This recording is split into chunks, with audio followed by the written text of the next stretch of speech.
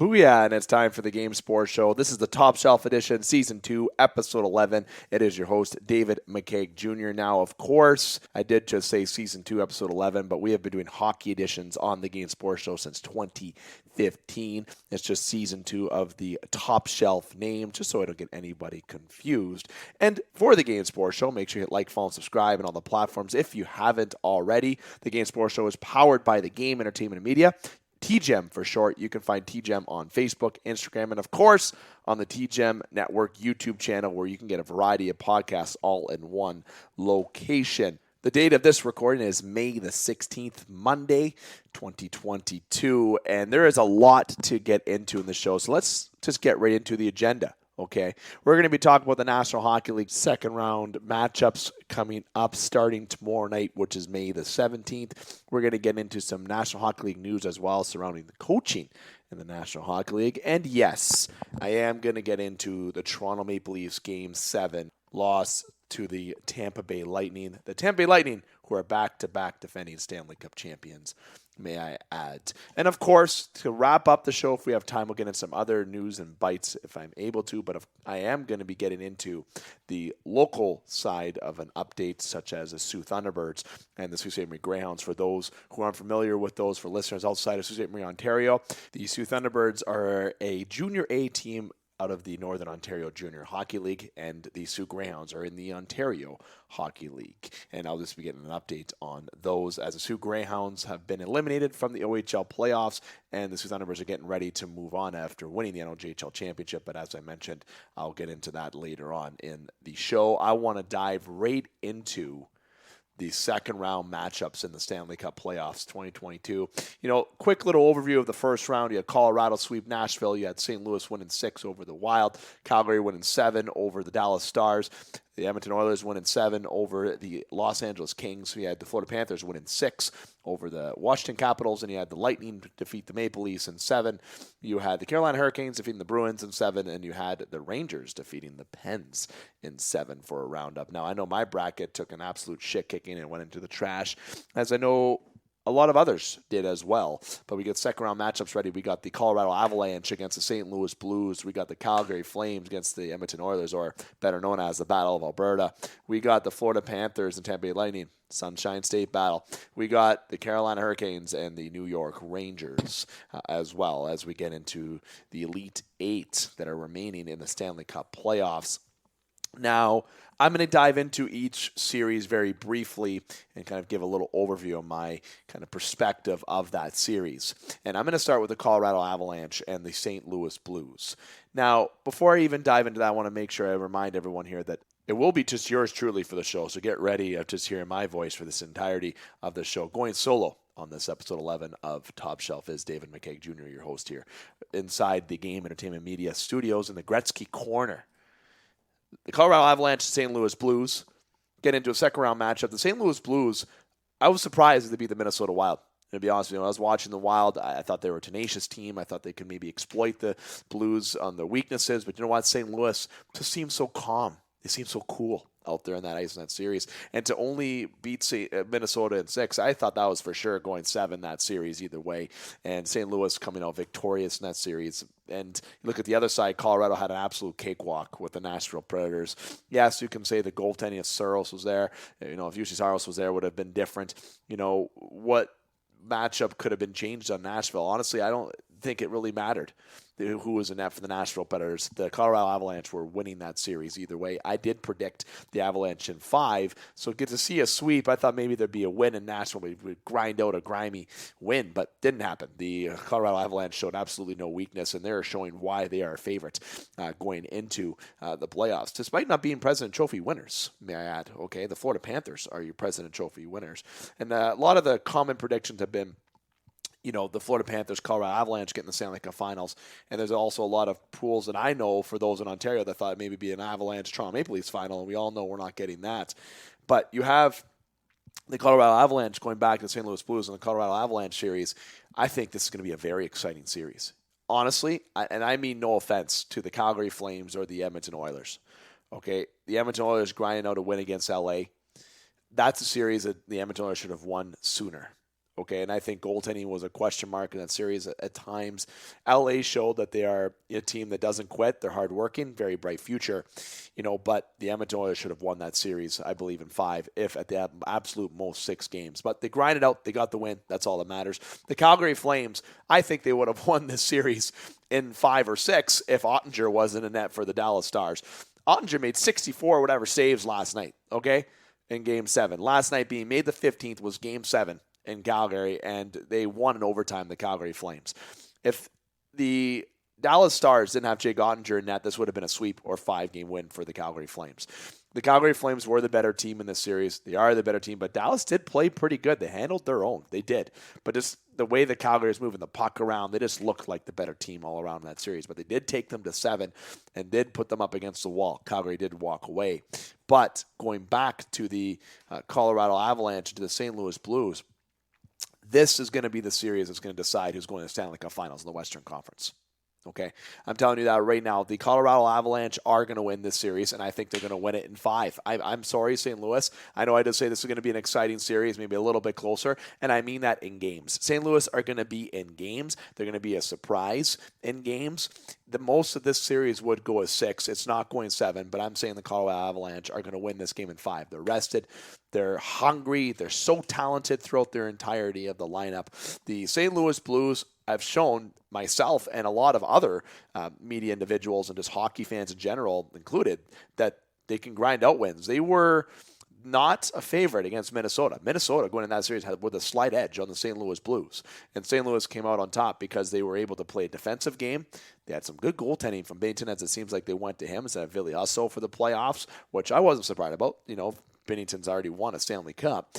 And you have the Colorado Avalanche, who had a little scary issue occur with Kemper, but, goaltending wasn't an issue with the Colorado Avalanche because the defensemen are very stacked. Their offense is stacked. They're well coached. This is a team that's deep throughout the entirety of the lineup, and I feel like each time you're on the ice, St. Louis Blues are going to have to really play that matchup game very effectively to even try to contend against the Colorado Avalanche. But the Colorado Avalanche will win the series in 5, and I don't want to go too much further into the series because I think despite how entertaining the games will be in the series and how I think that St. Louis is going to put them up against the wall, I mean that more in game action. It won't show in the series result, however, because at the end of the day, at the end of the game, when that final buzzer goes, you're going to be hearing that Avalanche goal horn if you're in Colorado, or you're going to be hearing the boos. You're not going to be hearing Gloria in St. Louis, I don't think, for this series. But the St. Louis team did earn my respect even more when they defeated the Minnesota Wild. I really thought Minnesota was going to move on in the series. But hey, who knows? Anything can happen in this series. And I think if there is a surprise series, this would be it out of all the series. I'm just saying that, but I'm not counting on it. Avalanche in 5. Battle of Alberta, I'll go on this a little bit extra. The plan with this episode, we're going to try to make sure we keep the episode under a half hour for you, for your enjoyment, so you get all the content all in one. And just to hear my voice for a half hour, maybe you'll get a little bit tired of hearing it for more than a half hour. If you want to hear it more, just go to our special edition uploads, which I will remind you, we'll have a special edition upload this week with Jay Rosehill, former tough guy in the National Hockey League for the Toronto Maple Leafs and, of course, the Philadelphia Flyers. Myself and Brooksy had a great interview that was earlier in 2021 that we had that interview. So a little bit of a late upload, but the content, of course, still relevant. Great stories with Jay there. And we're going to have more episodes come up with the Game Sports Show this week, but I'll get to that a little bit later on when I want to get a quick little breath from the content side. Battle of Alberta. Okay, I want to dive into this a little bit. All hockey fans want to see this. Okay, it's like the Sunshine State battle with the Tampa Bay Lightning and Florida Panthers. In Florida, I bet you they're loving it. Okay, obviously Toronto fans would rather see Toronto, Florida. But it's just like when you see the Battle of Ontario. Okay, the battle of the original sixes in Canada for the Toronto Maple Leafs and Montreal Canadiens that we saw last year. These rivalries are what make the stories in sport, right? This is the type of series that can really define McDavid. The Oilers are going into this series as the underdog in this series, okay? But let's not forget that every time the Oilers and the Calgary Flames play against each other, they are grueling, tough matchups, okay? But I'm going to go on the edge on the kind of comparison, because this is what I like to do for getting into how do I break down a series, all right? Goaltending. I got to say, even though Markstrom was, at the first little bit of that Game 7 against Dallas, he did pull up his own. I will say Calgary has the edge in goal. I know Mike Smith has played he improved himself throughout the series. He made some saves. And at the end of the day, though, I really strongly think goaltending edge goes to Calgary Flames. So that's 1 point to Calgary. Defensively, all right? Defensively, again, I got to give the edge to Calgary Flames. I feel like they're more rounded defensively. The three pairings are more evenly matched. But you know who's been playing really well for the Edmonton Oilers is Duncan Keith. He's the type of guy that can really be big in these games. And Darnell Nurse hasn't been afraid to throw his head around. Sorry, pun intended. Yeah, he's been not afraid to throw his body around. He's going to really need to do that against the top line of the Calgary Flames. But I still got to give the slight edge to the Calgary Flames in this series on the defensive side. So that's 2 points on between the Flames, between goaltending and defense. Now, let's get into the forwards for a minute, okay? Calgary Flames have one of the best first lines in hockey. And the other line, yes, I'm going to say it, Matthews, Marner, Bunting. That was a comparable line for the National Hockey League this year. And you got Gaudreau, Tkachuk, and Lindholm. Easy for me to say here. But you have the Calgary Flames who have that line. They also have depth. Toffoli's been a great add, of course, and they have some good penalty kill options in their bottom six as well. I feel like they have it bought into the system, all right? Milan Lucic likes to throw his body around. I think him and Cassian are going to have a couple goes at it. But McDavid, Draisaitl. You got the most generational talent in the National Hockey League right now. The best player in the National Hockey League is Connor McDavid. I know a lot of people may go on a different side and I'm more of a bias end, but let's get real. When it comes to speed, when it comes to offense, when it comes to the gift of playing the game, Connor McDavid is the guy. All right, Connor McDavid. They don't call him Connor McJesus for nothing. All right, Connor McDavid and Leon Draisaitl are guys that can really balance out this series in terms of those two other points that I mentioned. If McDavid, he walked, 4 Rangers this season in that more highlight reel goal. The guy makes a highlight every time. He doesn't stop. He wants the puck. And when McDavid wants to win, he can take it and carry it.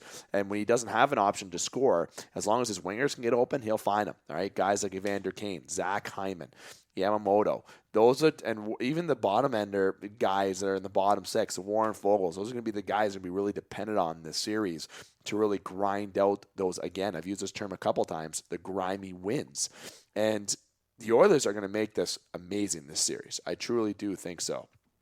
But despite the talent of how McDavid can change a series, the thing that's going to be really beneficial to the Oilers is if they can have a special teams advantage throughout the entirety of the series and stay out of the box. If Evander Kane can contain himself, Darnell Nurse can contain himself to a degree, and Evan Bouchard can keep his stick in the proper areas in the lanes, I really think that the Calgary Flames will be in trouble if they take more penalties. Because I feel like you can draw more penalties with Calgary because of Lucic, because of Tkachuk. Even though Tkachuk is a pro guy that draws more penalties, no, you can really suck him in to really take some penalties. And they got some D guys that will do the same. Nikita Zadorov, Erica Branson on Calgary. Those are guys that that are really strong defensively, okay? But if you get in a scrum, then refs got to pull out a guy, or if you get under their skin, those are the type of guys you want to go after, okay? But the Oilers got to focus on a little bit of skill and utilizing their speed. This series is not going to be a cakewalk for either team, and the team that's going to win, no, they're going to have to grind it out. And when they go into the conference final, the winner of this team, they're going to have a very talented Colorado Avalanche team waiting for them, okay? And honestly, the special team advantage, if the Oilers can get more penalty or power play time, that is going to be a deciding factor in the series. Okay, and yes, I will talk about that in the Toronto series as well. People are probably waiting for my comment with that, but Connor McDavid, you do not want special teams on the ice for the Edmonton Oilers if you're the Calgary Flames. McDavid will exploit it. He'll find Draisaitl. He'll find ways. He's got Hyman in front. They will get goals. So the Calgary Flames actually, despite how they want to be rough and how they want to hit, they need to be smart because they don't want to play shorthanded. Because then I think in a 5-on-5 game, will you be able to contain McDavid? Not too many people can contain McDavid, okay? But if you can keep him to the outside somehow, block off the shooting lane, the passes somehow, keep him at least at a minimum 1 point a game, maybe 2, because you can score a lot as the Calgary Flames, you should win hockey games. So special teams, in my eyes, are going to play a big factor in deciding games in this series for real. Who's going to be more disciplined? Who's going to get caught into the drama in this Battle of Ontario scrum and battle in general? It's right in the title. Battle of Alberta. It's going to be a battle, okay? The Calgary Flames have the home ice advantage, which is big. Calgary's been rocking. Edmonton's going to be rocking. They have they have fan bases that are passionate and that are really hungry to win. Okay, the Edmonton Oilers and Calgary Flames are going to provide excitement, and this series is going to go 7. I hope everybody knows that. I don't think a team's going to walk another team, as I mentioned. But going 7, I am going to say that the Calgary Flames will defeat the Edmonton Oilers in 7 games. And I know co-hosts of the Game Sports Show and the Top Shelf Editions here, Dane Hantro, will not like that comment. And a lot of Canadians that have followed the Oilers, and a lot of them do in Ontario, and friends of mine may not like that comment. But I just think that the Calgary Flames having the edge in certain areas is going to be big. And as long as they can stay out of the box and keep McDavid off of the ice in terms of special teams and play that more 5-on-5 game, they'll win. But you know what? Do I count out the Oilers? Absolutely not. I do got to sit here and give you a prediction, though, because that's what we do on Top Shelf when it comes to playoff times. We give predictions, despite how my predictions were absolute shit last round. And I'm only going to give predictions up until the conference finals. I'm not predicting no Cup finals right now, just so everybody knows. Just to give a prediction, that is where my instinct is leaning towards. But it's going to be very close. And the winner of Game 7 will win by 1 game. And I do predict Calgary is going to be a team that's going to be last standing, but it's going to be a grueling battle. And key success overall, special teams, discipline. McDavid, Calgary's got to watch. And I think for Edmonton's end, Smith needs to outplay Markstrom. And also, McDavid needs to play on the McJesus level to make the team around him better and gain that momentum. In that first game, you got to split those first 2 games in Calgary, shut up the crowd early, win that first game, give that seed of doubt in their mind, and then you just ride the momentum. Can go either way, but I got to pick the Calgary Flames in this one. I told you what the key to success are and what the main areas are that are going to lead to success. You can let me know what you think. But it's good to see that we're going to have a Canadian team go to the conference finals. Fantastic to see. It would have been nice to maybe have the opportunity for another one from the other side of the conference, but that unfortunately will not be occurring. But the Edmonton Oilers grinded out a victory against LA. The Dallas Stars losing to Calgary in 7. Ottinger was the big reason why I think Calgary is going to be in a little bit different circumstance, unless Mike Smith can channel a Jake Ottinger spirit in him for this series. There might be a little bit of a asterisk, if you will, for this series. But again, leave your comments below for the first 2 predictions if you want. Let's get to the third one. The Florida Panthers and the Tampa Bay Lightning. Okay, the Florida Panthers, Tampa Bay Lightning. It pains me to say, and I'm going to get into talking about Toronto as I mentioned in the agenda, but this is going to be a very exciting series. It is. But if Florida plays the same way that they did against Washington, against Tampa Bay is going to win this series in less than 6. I'm going to tell you right now.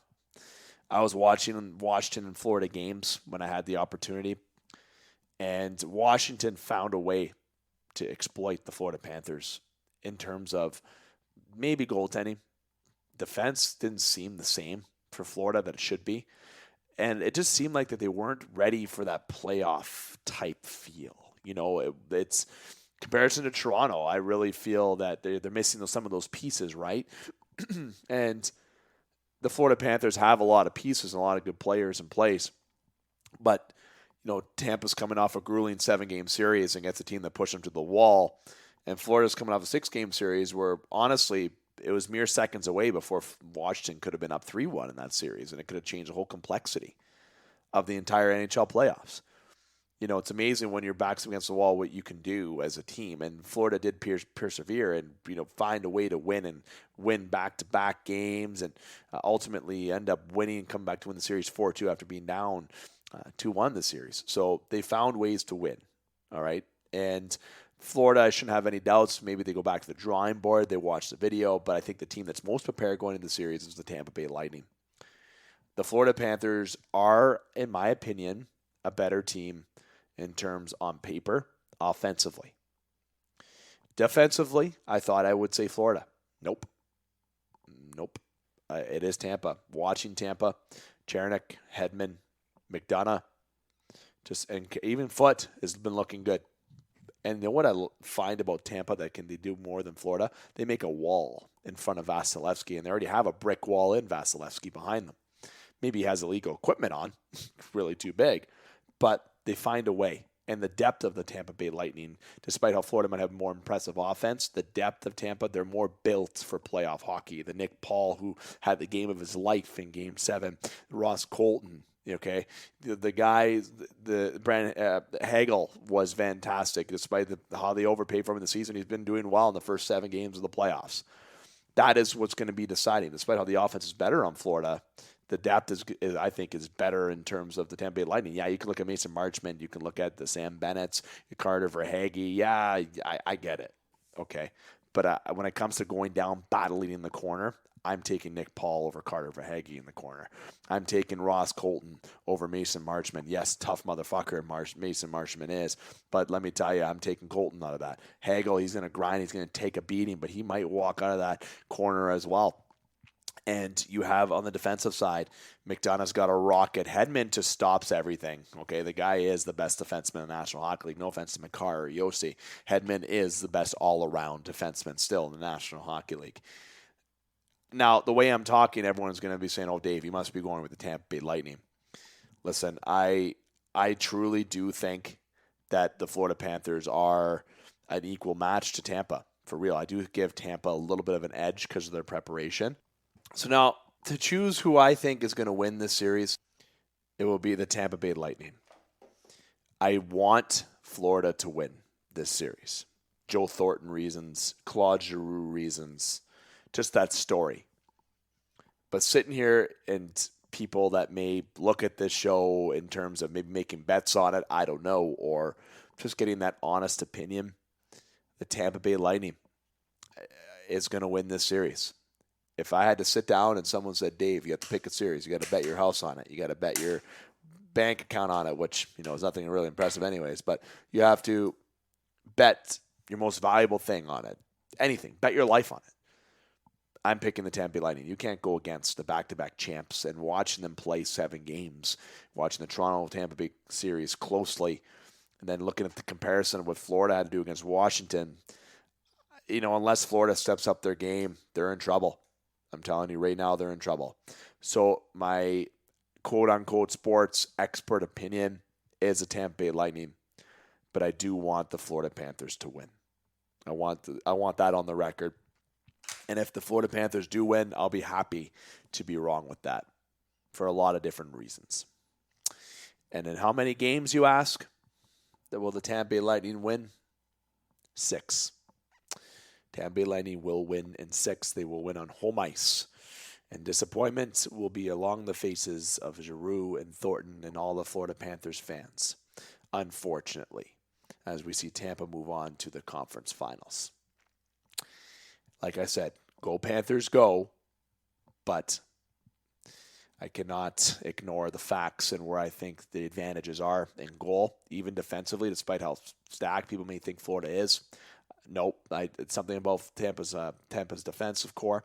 Offensively, yeah, a little edge there to Tampa if you look at the paper, but when you look at what the depth options have in Tampa and what they can do to step up, okay, as long as Vasilevsky makes those saves and he has those God-type numbers, it's going to be a challenge.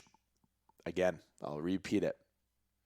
Tampa Bay Lightning, 6 games over Florida, but I am cheering for Florida in this series. Going to go a little quicker between the Carolina Hurricanes and the New York Rangers because I, of course, hitting the 23-minute mark or so here. I'm trying to keep this edition about a half hour. The New York Rangers were down 3-1 to the Pittsburgh Penguins, okay? Shesterkin looked beatable. Okay, and I think Carolina's going to use that to an advantage, but they battled back. The Pittsburgh Penguins, battled injuries, they battled goaltending issues, and I'll be honest, they were one of the fan bases that didn't complain, which was awesome to see, by the way. Kudos to Penguins fans. Nothing but respect for the Penguin fans. The Rangers did come back. They found a way to win games, and yes, I think injuries had something to do with it. I think if Pittsburgh was healthy all around from the beginning of that series, New York wouldn't have won. May have not won if they were down 3-1, may I add. But of course, I can say that I did pick the Rangers to win this series, right? I did say they would likely win this series in 7, if I want to rewind that correctly. Either way, 6 or 7, whatever I may have said, I was right about it. The Rangers are the better team, okay? But when I talk about how the Pittsburgh Penguins, if they were healthy, they wouldn't have won. If the Pittsburgh Penguins, what I mean by that is if they're up 3-1, they wouldn't have blown that 3-1 lead if everybody was healthy and at 100%. I don't think they would have. But the Rangers were the favorite going in, and I'm not surprised that they did walk away in the series. But this is where the Rangers are going to be really tested. Now, the big advantage here for the Rangers is the health of Freddie Anderson. Okay, Raanta. But Raanta played well in Game 7 for the Carolina Hurricanes. I don't really have question marks with their goaltending. Their defense is really good. I just think the Rangers might have a little bit of an edge offensively. And that might be good for getting those opportunities to the net. But Carolina's D is going to really have to step up and contain that kind of push by the Rangers. But to have home ice is really key to start off a series. But I do predict the Carolina Hurricanes winning this series in 6. The Carolina Hurricanes are a very good team. They're well coached, much like the Rangers as well. But the New York Rangers, I think, are going to have a little bit of a difficult time just defeating the overall team that Carolina is from top to bottom. They're very aggressive. They're hard on the walls. They hit you hard. That might affect some of the younger guys with the Rangers, maybe not. Despite how the offense could be in the Rangers' way, I think that the speed of the Carolina Hurricanes is going to really draw penalties. It's going to really open up the game. It's going to spread out the D more. It's going to give them the opportunity to work the puck around and drive the net. And they do have some good snipers. And obviously in Sebastian Aho, they have Teravainen. Max Domi really stepped up in Game 7. If they can have that depth scoring, it's going to add that extra piece. Someone who I've always wanted in the blue and white, Max Domi, may I add.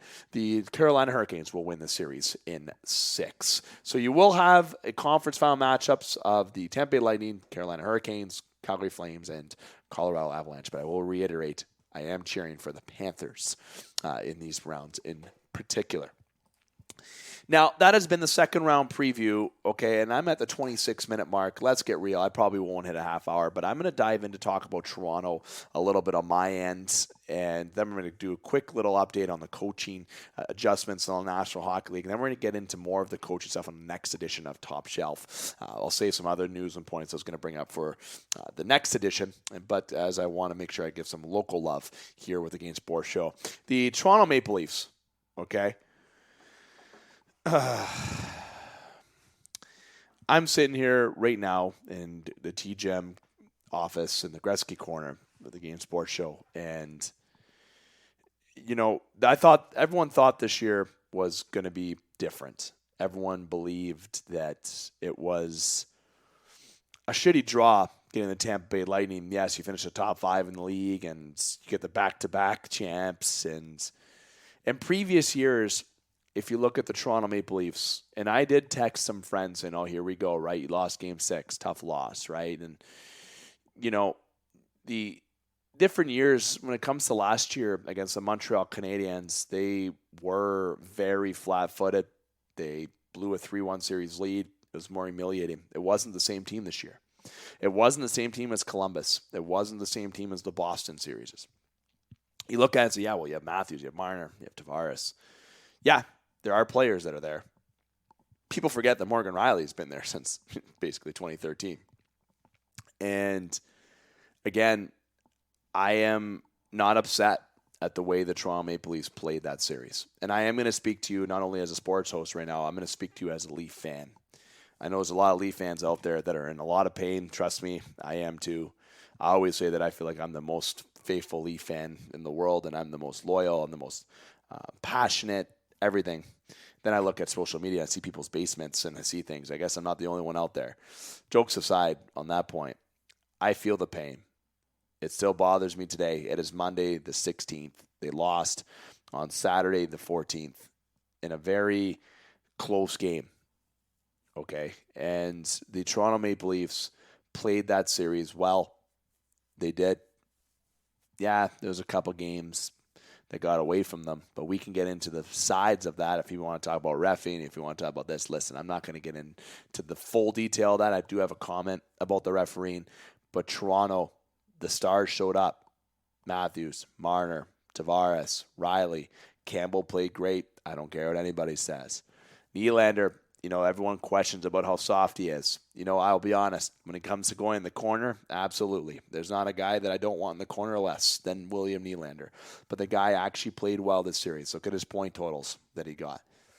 I have no debate about how he played. You put Nylander with Tavares, and maybe you get a big power forward type guy on that line.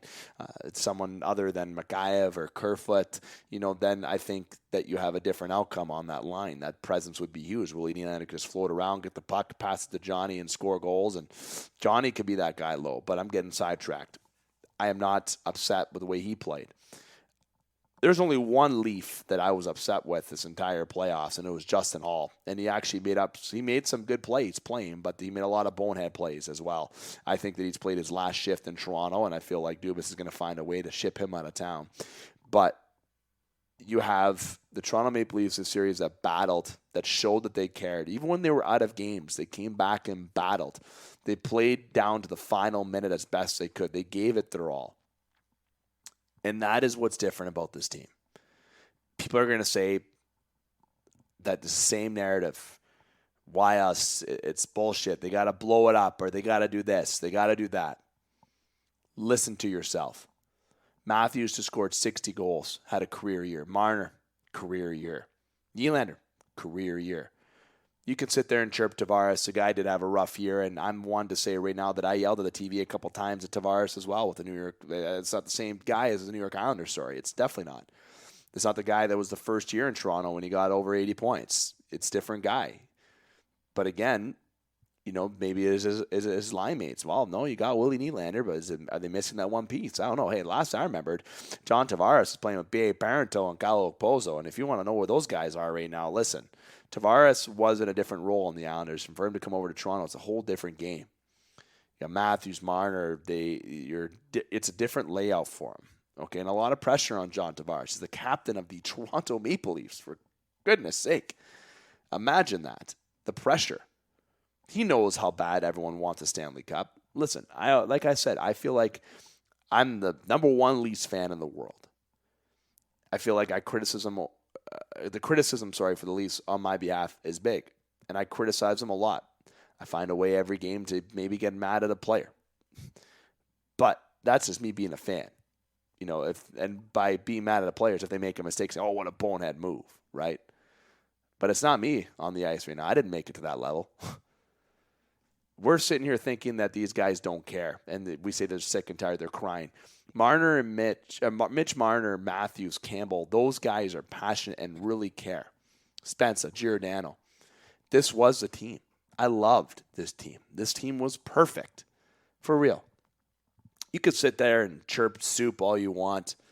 You can give a little bit of controversy towards the referees, Alex Kerfoot.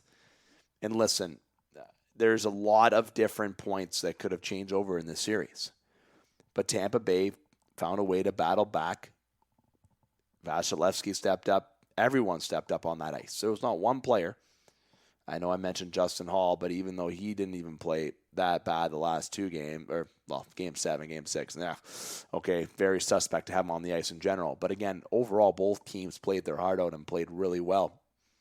Tampa Bay just found the way to win. They found that ingredient.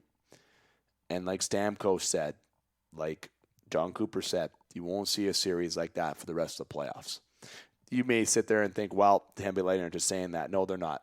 Stamkos said, well, they got, look at his comment for Steven Stamkos. Oh, they got the pieces. It's just the way it goes. He actually thought about that answer.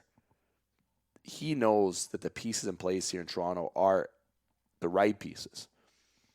He basically just mentioned that they need that extra piece still. They're there. As Matthew said, we're right there. We're right there. And they are. It's just the luck of the draw. You draw the Tampa Bay Lightning for this series, that back-to-back champs, a team that's built for playoff hockey. And look what happens. You go into a 7-game, you try to slay those demons, and you know what? I think they did in a way. They battled. The stars showed up. There was stars that aligned in this series. We just didn't have the outcome, and by we, I mean the fans of the Toronto Maple Leafs didn't have the outcome that they wanted. And I've went into so many different factors, and I'm sitting here at the 34-minute mark of the edition, 4 minutes over than I wanted to, and I can suspect they're probably going to hit the 40-minute mark or so now. But speaking of that, there's a lot to say about Toronto. And I'll quickly, again, sum it up now. The Leafs played well, and I'm not mad. I am heartbroken. I'm upset that they're not going on. I'm fed up of losing every first round. And that sucker for pain analogy used for Leaf fans just seems so fitting, right? We had such a historic year as a franchise, and then the Leafs lose in the first round. And as I said at the top of this kind of point with Toronto, I'm going to speak to you as a fan of Toronto. And I want to speak to you not only just as a sports, I guess, host is the term I want to use. I don't want to use the term expert as much because I'm not going to proclaim myself as that despite where I am with the show. I want to speak to you as a fan of it because I am sitting on the other side of the screen and I have the playoff tree up right on my screen and seeing that Toronto has the gray out, right, the fade, and they haven't moved on again. I want people to think of this. I've been alive since 1991, and the Leafs haven't made it past the first round since 2004. That's over 18 years. The Leafs have broken a record where they're the first team in MLB, NHL, NBA history where they haven't got out of the first round 5 years in a row, breaking other records, right? And I said I was getting to the summary point and getting to that and continuing into that, I should say, that they played their heart out and they did what they had to do, and they didn't lose because they didn't show up. Not that they showed that they didn't care. They played hard, and I was proud to be a Leaf fan in this series. For real. I truly was. I'm not happy with the outcome. I'm in pain. I'm in terms of being sad. It would be nice to see Toronto move on, but it wasn't in the cards this year. But every Leaf fan out there right now says, blow it up, do this, burn in your jersey if you've done that. Or just remember that this was probably the best performance we've seen in the playoffs since they've started getting back in the playoffs after 2013. And this team battled all year. Slow start. Look what they did. They came out and got it together. And they showed us that they have heart, the Stars, that they can show up in the big game. As fans, we should be proud that we supported them as much as we did in the playoffs. It was great to see the building loud at Scotiabank Arena. Fantastic. And yes, getting to the point of pain and trying to wrap up this long abbreviated summary, there is pain that we're going to feel now. I do strongly believe one day there will be happiness. And I think it's going to happen very, very soon. And when the happiness does occur, it's going to happen for more than 1 year in a row. Let me guarantee that. I will game sports show and even put TGEM on that we'll get the guarantee. Will it be next year? I hope so. But overall, fans should be excited about what they saw in this playoffs. Be sad. Be upset that they lost. Know that they also feel the same way. They truly do. I really believe that they do. Last year, I didn't think so because Marner was golfing 24 hours after. I truly believe that they do feel this way, that they do care, that they do want to win, and I was proud how they performed. It was a shitty outcome. I don't like the outcome. I wish it was different. But again, we saw a good Leafs team on the ice, but Tampa was the better team in this series. Now, I talked about my point of summary there. The thing that I will bring up additionally is the refereeing. The referees in this series, okay, I'm not going to use any excuses to sit there for the Toronto Maple Leafs and say that, yeah, if the refs didn't do this, it would have won. And you look at the goal by John Tavares, if that was a penalty, look, in the regular season, that's a penalty. In the playoffs, that is most likely a penalty. Hall had no business to really go down there anyways, okay? But it was a soft, very soft call, okay? And the whole duration of that series were full of soft calls. There was a lot of media releases today, and I'm going to read something to the fans here, that the referee pairing of Kevin Pollock and TJ Luxmore have not advanced to calling any games in round 2 and beyond. They handled the Bruins-Canes game 1, Caps-Panthers game 2, Leafs-Bolts game 4. In game 4, the Leafs were forced to deploy their penalty killers 8 times, while Tampa only had to do it 3 times in the contest. It was the most lopsided game in terms of penalties in the series and possibly the entire first round. Unfortunately, any of the refs' cut that worked Leafs Bolts series is coming a little too late, and this is as per the the article, reading it word for word, given that the series was the most penalized one out of all the first-round matchups. The Leafs were 15th most penalized team in the league.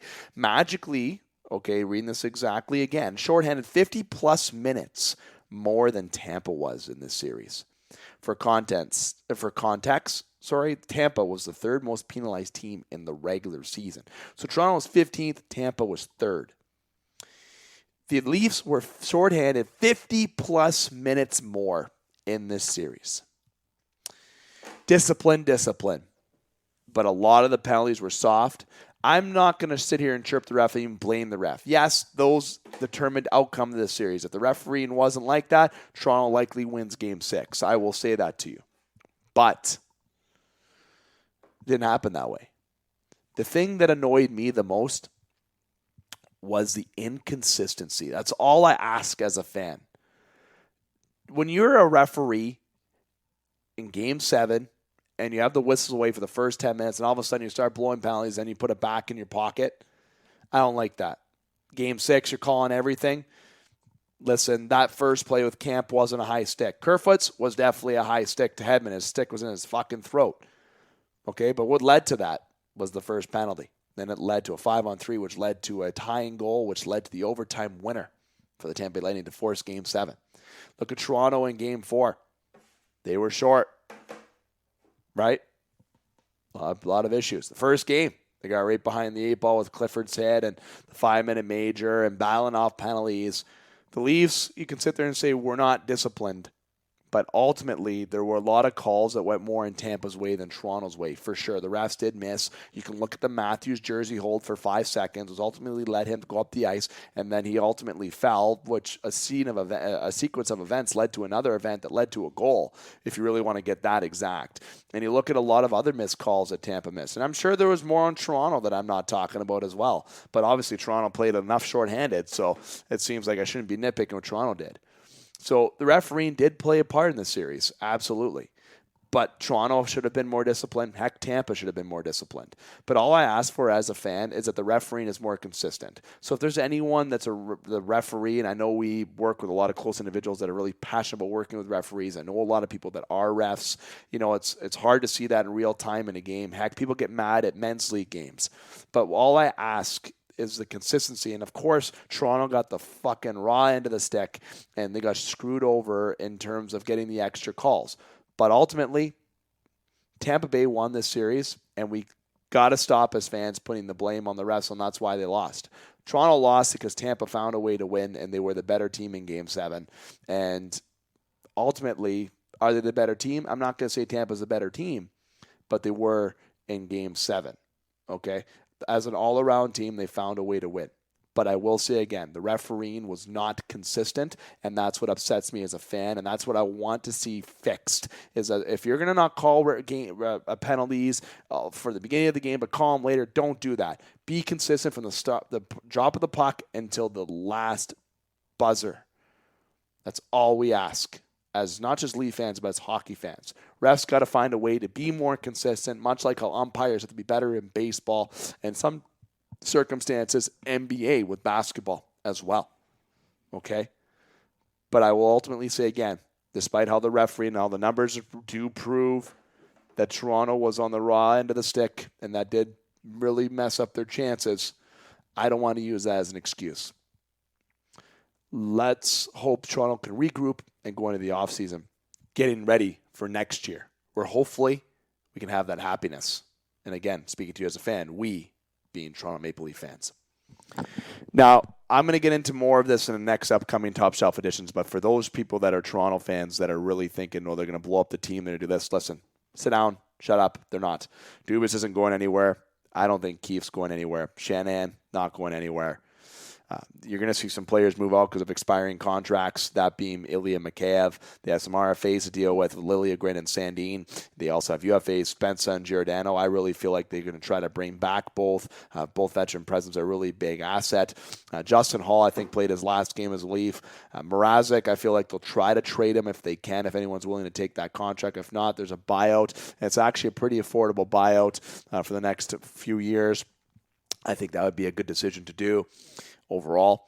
And the things that Toronto needs to add is if there's pieces that they're missing. I would say a top 6 guy that could be both, put up numbers, but also can be that a driving force that can assist Tavares and Nylander. And if they can find a discounted price, like how they got a diamond in the rough with Bunting, that'd be a great fit for that line. Kerfoot, I think they need to move that contract and find a more serviceable third line center. Camp really found that this year. Maybe you go with Camp again next year on the third line and just balance out some of the wingers. Mikheiv's going to ask for a lot of money. You're going to have to find a way to replace him. I don't think you're going to have him return. So you're going to have a very similar team come back, but I'm hoping Dubas can take the advantage of moving out some pieces due to people that aren't a fit, but as well as decide to leave to bring in some other assets. I think from a younger prospect perspective, Nick Robertson is maybe somebody more attractive to give a chance to, but I feel like there are some availabilities out there. But the biggest change that is going to be the question mark going into the offseason is if Jack Campbell is going to be returning or not. Apparently, the Leafs have offered money, but they're worlds apart in terms of contract desire, and Campbell might be looking at more $5 million. Listen, I'm a big Jack Campbell fan, my favorite goalie in the league, and nothing else. No other goalie I want to see win. No offense to Carey Price, who I'm a fan of, believe it or not, despite him being a Habs goaltender. I don't know if, despite how good Jack played, is he truly the guy to get us to the finals and win? Yeah, I really think that he can. But to spend $5 million on Jack Campbell, who just finally played a starter-type season, but he didn't even play as much as we wanted him to as Leaf fans because he was injured. He does have an injury history. Is it better to look at somebody who's hitting the open market, or is it look at potentially a trade? Yes, John Gibson's out there, but what would it cost to get him? Right? A lot of question marks that Dubas going to have to answer, and we're going to get into some of the off seasons that could occur, not just for the Leafs, for all the Canadian teams and the Red Wings, but as well as the whole entire NHL as the off season nears. It's still playoff time, but for those, I want to make sure I mention, for those who think Dubas and they're going to clean house, they're not going to clean house. The core will return. Dubas will be there, and I trust that they will make the necessary moves. But I will say, if they don't get out of the first round next year or even win next year, Dubas will be relieved of his duties.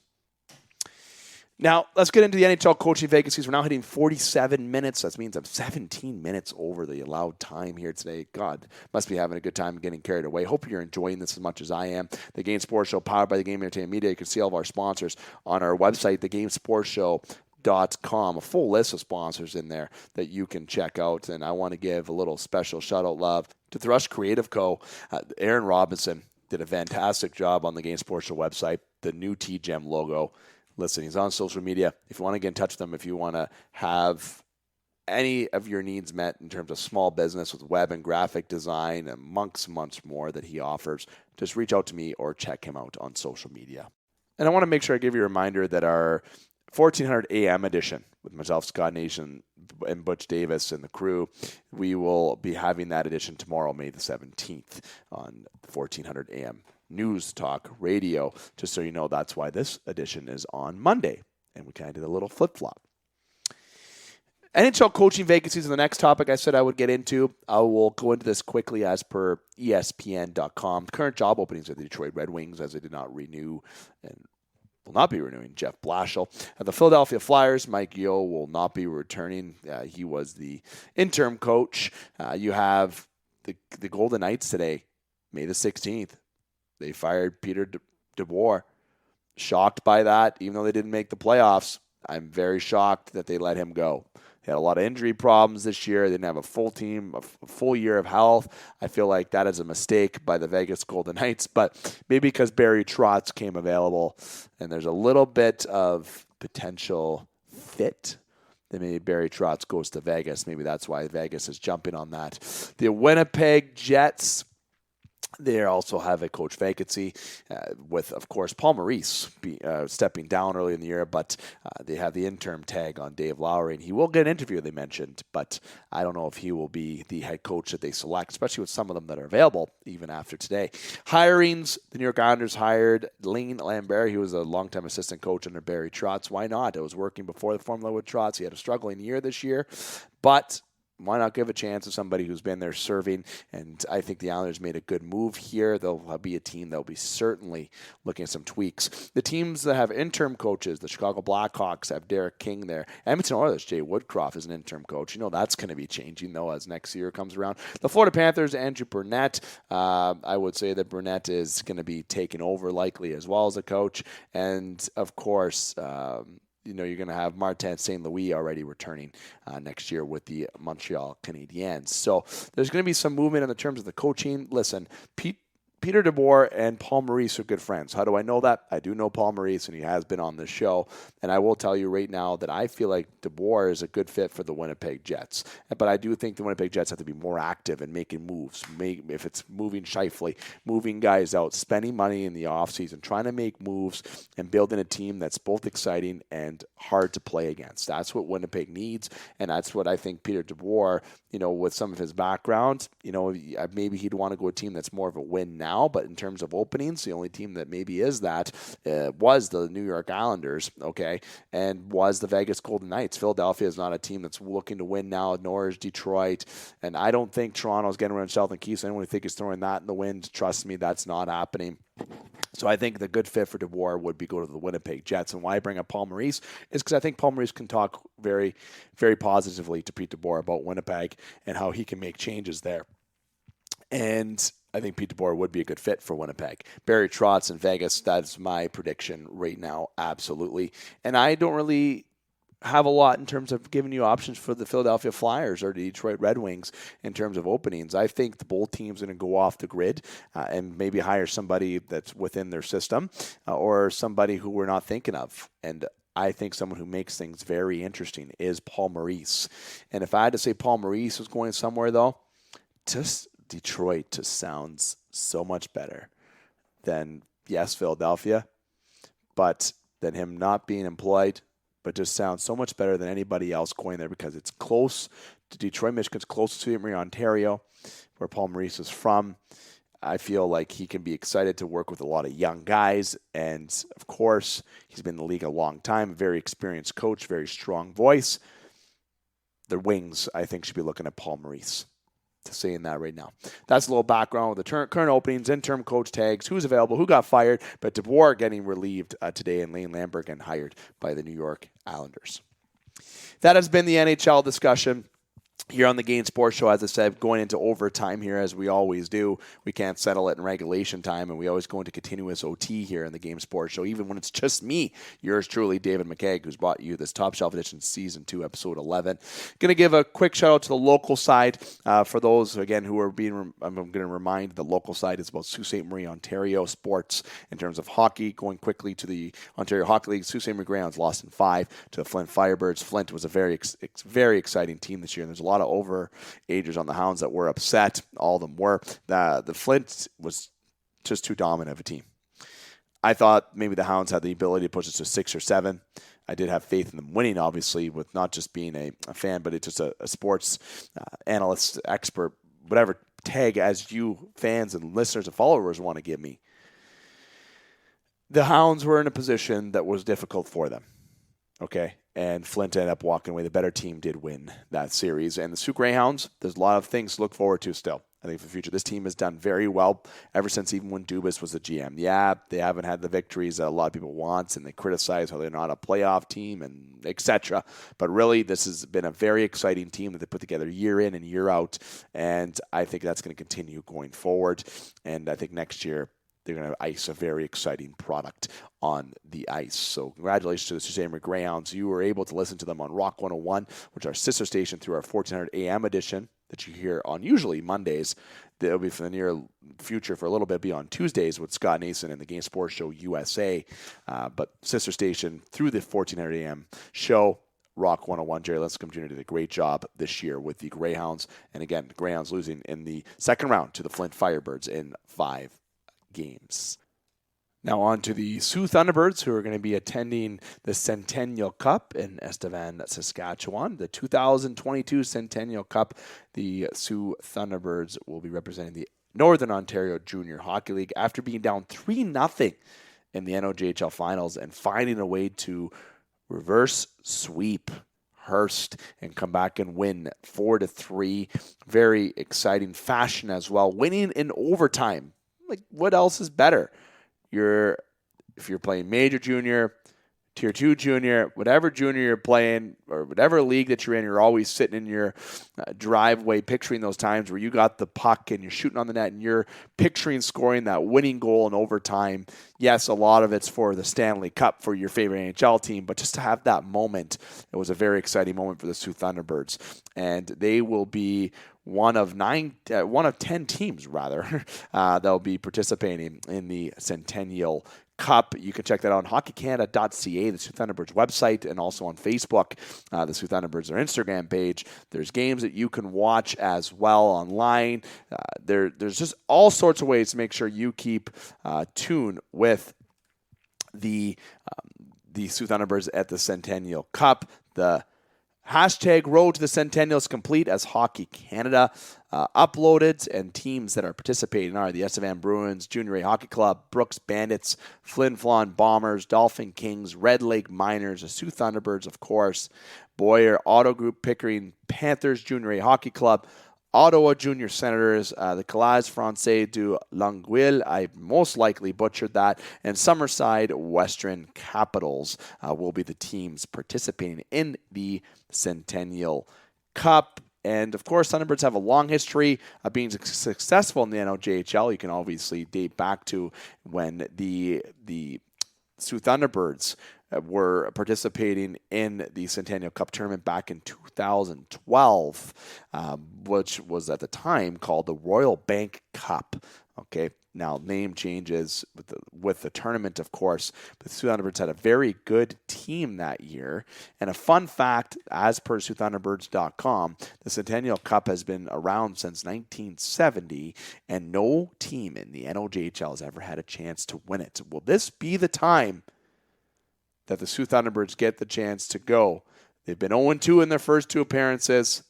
They're now hoping to bring the national title home in their third appearance in the tournament, and they certainly have the team to do it, but there's a lot of good talent that it's going to be at that Centennial Cup, so make sure you check that out. Hockey Canada, make sure that they posted about it so you know it's going to be very competitive hockey. It's going to be enjoyable, so make sure you tune in to that.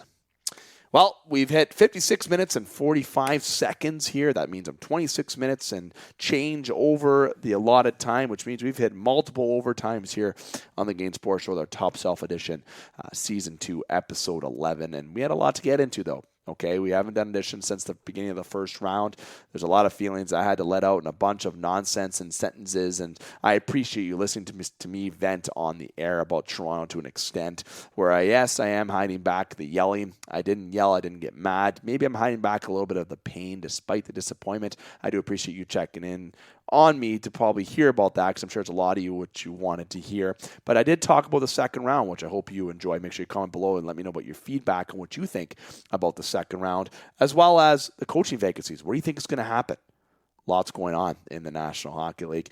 Definitely with playoffs going on, coaching getting removed, and if you're a Leaf fan, you have a lot going on mentally.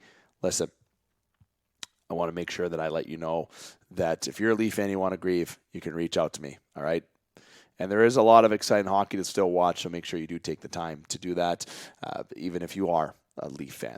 And that's just from the Game Sports Show panel. Will I actually believe in the old medicine I'm selling with that? Probably not, because it is going to be difficult to watch, especially if you are a Toronto fan. But, again, it's been an enjoyable playoff to this current point, and it's going to be exciting going forward.